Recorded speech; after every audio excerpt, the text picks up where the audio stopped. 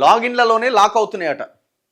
జిల్లాల్లో పేరుకుపోతున్న భూ సమస్యలు, పెండింగ్లోనే రెవెన్యూ సదస్సుల దరఖాస్తులట. మరి ఏం అనొద్దు కానీ ఏం చేస్తున్నారు? కొంచెం గట్టిగా మాట్లాడుతుంటే ఏం పీక్తున్నారని అంటారేమో. ధరణి పోయి భూభారతి వచ్చిన తర్వాత ఈ భూ సమస్యల్లో దొరికిన పరిష్కారం ఏంది ప్రజలకి? ఇప్పటికి మేము ఫోన్ ఆన్ చేసి ఒక 10-15 మాది ఈ సమస్య ఉంది, మా ఆ సమస్య ఉంది, గాలకి చెప్పు గీలకి చెప్పు అనే వాళ్ళే ఉంటారు. ఏ సమస్యకైనా పరిష్కారం దొరికిందా? అసైన్డ్ భూముల సమస్యలకు పరిష్కారం దొరికిందా? 25 లక్షల ఎకరాలు కబ్జా భూములకు పరిష్కారం దొరికిందా?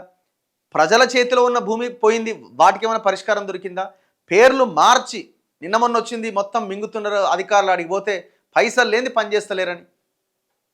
కనీసం అసలు అంతా వాళ్ళే కాస్తులో ఉండి వాళ్ళే ఉండి వాళ్ళ పేరు మీద కాకుండా ఇంకోరికి రిజిస్ట్రేషన్ అయిపోయి అంటే తప్పుగా పడిపోతే కనీసం వాటిని కూడా క్లియర్ చేస్తలేరు కదా. ఒక గ్రామానికి వెళ్ళి ఒక చిన్న సర్వే చేసి అసలు ఎవరిది ఇది అని చెప్పి ఇమీడియట్గా అక్కడ చేంజ్ చేసేయచ్చు. ఆ ప్రయత్నం కూడా ఎందుకు జరుగుతలేదు?